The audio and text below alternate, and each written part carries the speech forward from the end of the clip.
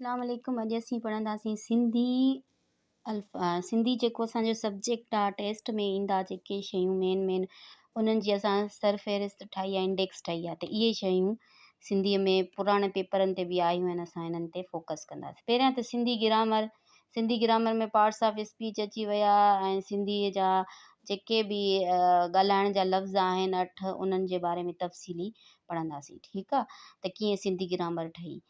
पोइ उन खां पोइ हुकुमरान दौरु पढ़ंदासीं, माना सिंधियुनि जी हुकुमरानी ऐं अरबन जी हुकुमरानी, ॿियनि ज़ातनि जी हुकुमरानी किथां खां केसि ताणी हली, उन्हनि कहिड़ा कहिड़ा कमु कया उन दौर में, जेके मेन शयूं आहिनि उहे असां हिते इन में पढ़ंदासीं। इहे बि MCQs में ईंदा आहिनि। ठीकु आहे, टियों नंबर आहे सिंधी ॿोलीअ जी तरक़ी। हाणे सिंधी ॿोली कीअं तरक़ी कई, कहिड़नि मराहलनि मां आई, उन मां बि सवाल जवाब ईंदा आहिनि। ठीकु आहे, कहिड़ा बादशाह सिंधियुनि ते हुकूमत कई ऐं पर ॿोलीअ जी तरक़ीअ में अंग्रेज़नि जो किरदारु छा हुयो, डेट्स वग़ैरह सभु इन में।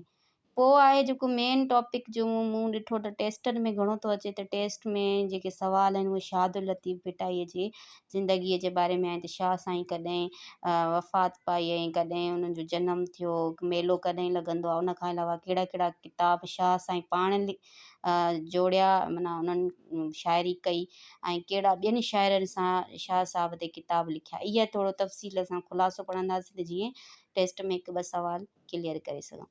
उन खां बाद में अहम शइ जेका सिंधीअ में अची थी वञे उहा आहे नज़म वारो हिसो। हे नसर वारो हुयो, हे सभु नसर हुयो जंहिंमें असीं सवाल जवाब पढ़ंदासीं। नज़म वारो हिसो में बेत, गज़ल ऐं शाइरीअ जे बारे में, शाइरी जूं सिन्फ़ूं घणियूं आहिनि, उन्हनि खे छा चइबो आहे।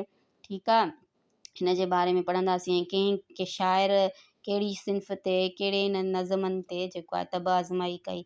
त थोरो शाइरनि जो ख़ुलासो बि हिते पढ़ंदासीं, त अयाज़ शेख कॾहिं ॼाओ ऐं हैदर जाफ़री कॾहिं ॼाओ वग़ैरह हिन जे बारे में। ठीकु आहे, त इहा असांजी अॼु सिंधी सरफ़हिरिस्त हुई।